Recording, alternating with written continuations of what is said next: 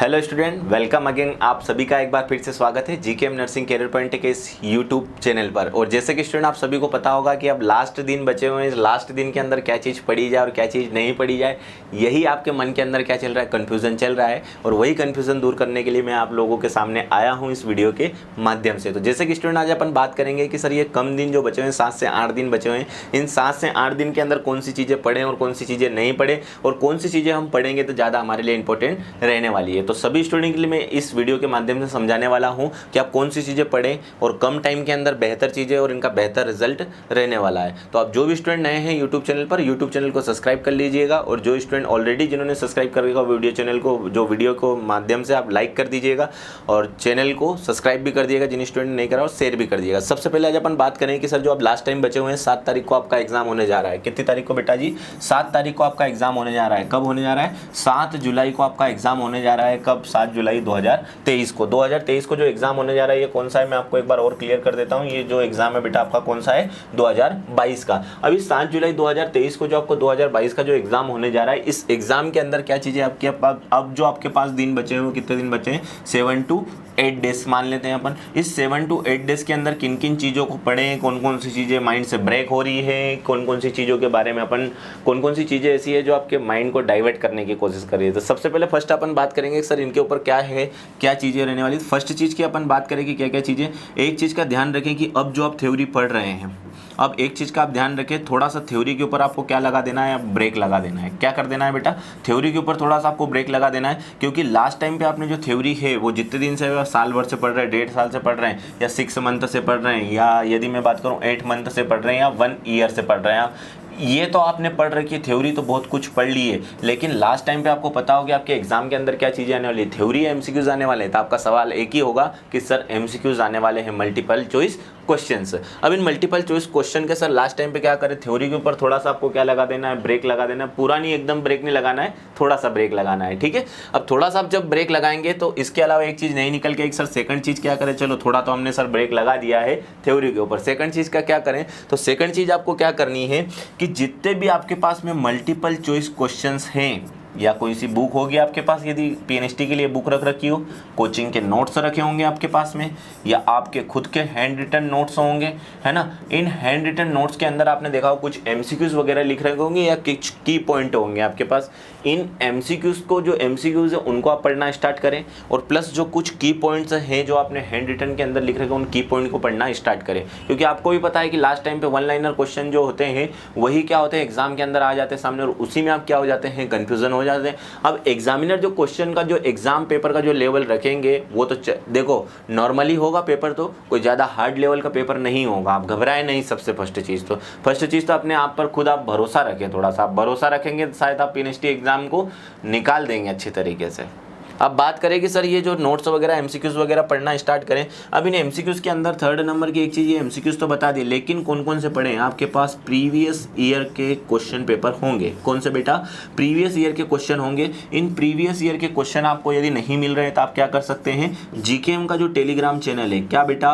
जीकेएम का जो Telegram channel है, उस जीकेएम के टेलीग्राम चैनल को आप क्या कर सकते हैं, ज्वाइन कर सकते हैं, और जितने भी प्रीवियस ईयर के क्वेश्चन है वो ले सकते हैं। या यदि वहाँ से नहीं मिल रहे तो आप व्यापम की जो वेबसाइट है, उस व्यापम की वेबसाइट से भी आप क्या कर सकते हैं, डाउनलोड कर सकते हैं। इसके अलावा आपके पास कोई सी टेस्ट सीरीज आपने यदि ले रखी होगी, जैसे कि मैं बात करूँ कि आपने टेस्ट सीरीज जीकेएम की यदि ऑनलाइन जो टेस्ट सीरीज चल रही है वो ले रखी होगी, जीकेएम के ऐप से आप कंटिन्यू क्या कर रहे होंगे, स्टडी कर रहे होंगे अपनी, तो वो जीकेएम के ऐप पर जो टेस्ट सीरीज है उस टेस्ट सीरीज को भी आप क्या कर रहे हैं, थोड़ा सा कंटिन्यू तरीके से, एक सुबह एक शाम को टेस्ट सीरीज, टोटल 25 से 26 टेस्ट सीरीज है। उन 25 टेस्ट सीरीज को मॉर्निंग और इवनिंग करके, कैसा बेटा, मॉर्निंग और इवनिंग करके आपको क्या कर लेना है, उस चीज को अच्छे से क्या कर लेना है, सोल्व करना है हर एक मल्टीपल चॉइस क्वेश्चन को। जो क्वेश्चन ऐसा लग रहा है थोड़ा डिफिकल्ट है उसको थोड़ा साइड में रख दें, जो बेसिकली क्वेश्चन उनको आपको क्या कर लेना है, सोल्व कर लेना है। लास्ट टाइम पे एक चीज और ध्यान रखिए कि आप कोई सी भी क्लासेस वगैरह जो रहती है थ्योरी की, यार सर इसके अंदर थ्योरी इतनी दी हुई है, इस थ्योरी को इतना पढ़ लें, देखो आपने जो कंटेंट जो पढ़ रखा वो सफिशिएंट है। क्या है बेटा? आपने जो कंटेंट पढ़ा है ना वो क्या है, सफिशिएंट है। अब कंटेंट आपने यदि सफिशिएंट पढ़ रखा है तो एक चीज का ध्यान रखा, कंटेंट यदि आपने सफिशिएंट पढ़ रखा है, जिसे अपन क्या बोलते हैं सफिशिएंट, यानी कि आपने क्या कर रखी है अपनी स्टडी को, कौन सी स्टडी बना रखा है, स्मार्ट स्टडी यदि बना रखा है, तो इस स्मार्ट स्टडी की मैं बात करूँ, अब ये स्मार्ट स्टडी का टाइम आ गया सर, ये स्मार्ट स्टडी इतनी की है तो इसका कुछ न कुछ रिजल्ट है, तो वो रिजल्ट है आपका पीएनएसटी एग्जाम क्रैक हो जाएगा, वही आपका रिजल्ट है। अब मैं बात करूं कि सर कंटेंट जो भी पढ़ा है, कंटेंट बहुत सारा है आपके पास रखा हुआ, एक चीज़ का ध्यान रखें कि न्यू कंटेंट ऐड करने की कोशिश ना करें। क्या बेटा, न्यू कंटेंट जितना भी आपके पास में, इस न्यू कंटेंट को ऐड करने की कोशिश नहीं करें। आपको जो न्यू कंटेंट है उसको ऐड बिल्कुल भी नहीं करना है। एक चीज़ का ध्यान रखना, बहुत सारे स्टूडेंट अभी भी गलती कर रहे हैं कि सर कुछ नया पढ़ लें, कुछ नया पढ़ लें, कुछ नया पढ़ लें। अब नया तो आप पढ़ लोगे, ये आपको अच्छे से पता है, लेकिन जो आपने पढ़ रखा है उसका रिवीजन कौन करेगा? आपको ही करना होगा। तो अब आपको यदि रिवीजन करना है तो न्यू कंटेंट को ऐड करना क्या कर दे, बंद कर दें। और आपके पास जो मैंने बताया कि जो मल्टीपल चॉइस क्वेश्चन वगैरह हैं, जो सारी चीज़ें आपके प्रीवियस ईयर के क्वेश्चन पेपर हैं, वो जो सारी चीज़ें हैं उन चीज़ों के ऊपर थोड़ा सा क्या है फोकस करना स्टार्ट कर दें। एक चीज़ और बताऊँ कि सर ये चीज़ तो कर दिया कि न्यू कंटेंट ऐड नहीं करना है, इसके अलावा कंटेंट और कहाँ से कैसी क्या चीज़ें पढ़ी। मैंने आपको एक चीज़ बताई कि आप तो एक चीज़ का ध्यान रखें, की पॉइंट होंगे आपके पास में रखे हुए हैं, चाहे वो कौन से हो, केमिस्ट्री के हो, चाहे फिजिक्स के हो, चाहे बॉटनी के हो, चाहे जूलॉजी के, तो इन की पॉइंट के ऊपर क्या कर लें, थोड़ा सा आप ध्यान रख लें। एक चीज़ और मैं बता देता हूँ, इसके अलावा एक चीज़ आप और भी ऐड कर सकते हैं। वो क्या चीज़ ऐड हो गई, यदि मैं बात करूँ कि आप फार्मूलाज आपके पास रखे हुए हैं, किसके, फिजिक्स और केमिस्ट्री में चलेंगे फार्मूलाज, है ना। और कुछ फार्मूलाज आपके बायो के अंदर भी हो सकते हैं। बायो के अंदर फार्मूलाज कौन सा, जैसे डेंटल वगैरह का होगा, जो भी सूत्र वगैरह जो पूछे जाते हैं वो सारी चीज़ें आपको याद होनी चाहिए। अब ये जो क्वेश्चन जो बनते हैं ना बेटा, यहीं से बनते हैं। फार्मूला ही कभी यदि आपको याद है तो एक फार्मूले के प्रकार के कितने क्वेश्चन आ गए, 3 क्वेश्चन आ गए, शायद आप उसके अंदर आप अपना टाइम बचा लेंगे। और एक फार्मूले से ही आपके कितने क्वेश्चन सोल्व हो जाएंगे, 3 क्वेश्चन, तो ये क्या होगा, आपके टाइम की बचत हो जाएगी वहाँ पर। एक चीज़ और, ये चीज़ पढ़ने के बाद में, फार्मूला वगैरह पढ़ने के बाद में आपको एक चीज़ का और ध्यान रखना है कि सर ये फार्मूले तो पढ़ ले, ये भी सारी चीज़ें हो गई है। अब लास्ट टाइम जैसे जैसे आ रहा है ना, तो फर्स्ट चीज़ का एक चीज़ ध्यान रखने की, अपने ऊपर एग्ज़ाम को हावी न होने दे। एग्ज़ाम को हावी ऐसा कि सर हमारा क्या होगा, पीएनएसटी में होगा कि नहीं होगा, सारी चीज़ें, ये माइंड से आप निकाल दे तुरंत। यदि आपने अच्छी पढ़ाई कर रखी है, आपने अच्छी स्टडी कर रखी है और सारी चीज़ें आपने अच्छे तरीके से कर रखी है, स्टडी प्लस मेहनत आपने सारी चीज़ें अच्छे तरीके से कर रखी है, तो एक चीज़ का ध्यान रखें, आप माइंड के अंदर एक चीज़ न लाएं कि सर क्या होगा क्या नहीं होगा। जो भी होगा बेहतर होगा। यदि आपने ईमानदारी के साथ में पढ़ाई करी है तो आपका रिजल्ट भी आएगा वो ईमानदारी के साथ में ही आएगा। यदि आप सोच रहे हैं कि सर साल भर से नहीं पढ़ा और इस 7-8 दिन के अंदर पढ़ लें तो सिलेक्शन हो जाएगा, ये पॉसिबल नहीं है बेटा। यदि आपने 5 से 6 महीने से पढ़ रहे हैं और लास्ट टाइम में भी थोड़ा थोड़ा भी यदि पढ़ते रहे तो आपका सिलेक्शन हो जाएगा। अब आप सोच रहे हैं, बहुत सारे स्टूडेंट की क्वारीज है 7 से 8 दिन के अंदर क्या कर लें।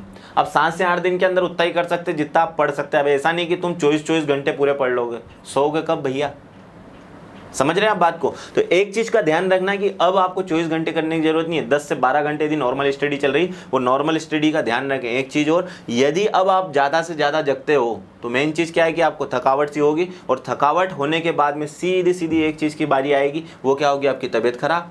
और पता चला कि 5 से 6 महीने से तैयारी करी और लास्ट टाइम पे जाके तबीयत खराब हो गई एग्जाम वाले दिन ही, तो प्रॉब्लम तो हो गई ना, समस्या तो हो गई ना आपको। तो उन समस्याओं से बचने के लिए थोड़ी स्टडी, और जो फॉर्मूलेज मैंने आपको बताया कि जो चीज़ें मैंने बताई उन चीज़ों का अच्छे तरीके से एक चीज़ का क्या करें, ध्यान रखें।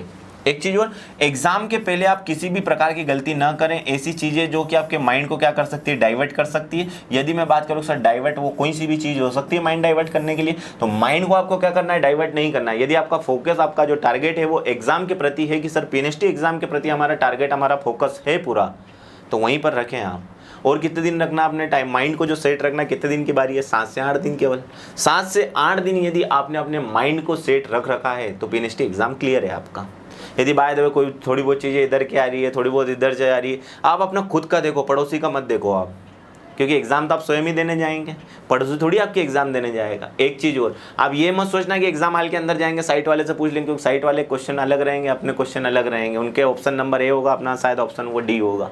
यही चीज़ें होने वाली, खुद का अपना देखना है अपन को, क्योंकि एग्जाम में यदि सिलेक्शन होगा, यदि बाय द वे आपका सिलेक्शन हो गया, आप जो भी वीडियो देख रहे हैं आपका सिलेक्शन हो गया, तो साइट वाले के लिए आप पोस्ट छोड़ देंगे क्या, अपनी नहीं छोड़ने वाले। जो भी देखना पड़ेगा वो अपना खुद का क्या देखना पड़ेगा, सेल्फ देखना पड़ेगा। अब सेल्फ यदि देखना है तो इन चीज़ों को क्या है, माइंड के अंदर अच्छे से क्या कर लेना है, ध्यान रख लेना है इन चीज़ों को। हो गई चीज़ें क्लियर। यहाँ तक आपके एग्जाम के अंदर माइंड को डाइवर्ट नहीं करना। एक चीज़ और, जितनी ज़्यादा आप टेस्ट सीरीज यानी कि जितने ज़्यादा टेस्ट सीरीज आप लगा सकते हैं, टेस्ट सीरीज जितनी भी हो आपके पास में, उस टेस्ट सीरीज को क्या करो, ज्वाइन कर लो। जितनी भी टेस्ट सीरीज रखी हुई है आपके पास, उन टेस्ट सीरीज को क्या करो, अच्छे से सोल्व करो, हर एक क्वेश्चन को समझने की कोशिश करो। एक चीज़ और, लास्ट टाइम पे बच्चे क्या रहते हैं कि अब सब्जेक्ट आप कौन कौन से यदि देख रहे होंगे, अब आपके दिमाग के अंदर आ रहा कि यार फिजिक्स तो हुआ नहीं, केमिस्ट्री तो हुआ नहीं। अब फिजिक्स केमिस्ट्री यदि 5 से 6 महीने से पढ़ा और लास्ट टाइम पे पढ़ोगे तो कुछ नहीं होना है। यदि 6 महीने से लगातार पढ़ रहे हो और लास्ट टाइम पे थोड़ा भी देख लोगे, सिलेक्शन हो जाएगा आपका। अब लेकिन सिलेक्शन कब होगा, इस physics chemistry botany plus zoology plus English. अब ये बहुत सारे स्टूडेंट के माइंड के अंदर डाइवर्ट ये चल रहा होगा कि यार बॉटनी जूलॉजी पढ़ लेंगे 60 नंबर, इंग्लिश पढ़ लेंगे 30 नंबर। अच्छा, इनमें दोनों में से कितने हो गए टोटल, 90 नंबर हो गए। 90 नहीं आए तो स्टूडेंट यही सोच रहा 80 नंबर तो आ ही जाएंगे, लेकिन ऐसा नहीं होने वाला है। क्योंकि भैया जी आपको जो क्वेश्चन पूछे जाएंगे वो कौन से क्वेश्चन और भी पूछे जाएंगे, फिजिक्स और केमिस्ट्री के। अब फिजिक्स केमिस्ट्री है, बॉटनी जूलॉजी इंग्लिश आपका स्कोर तो करवा देंगे, लेकिन सिलेक्शन भैया कौन करवाएगा आपका, फिजिक्स और केमिस्ट्री भी।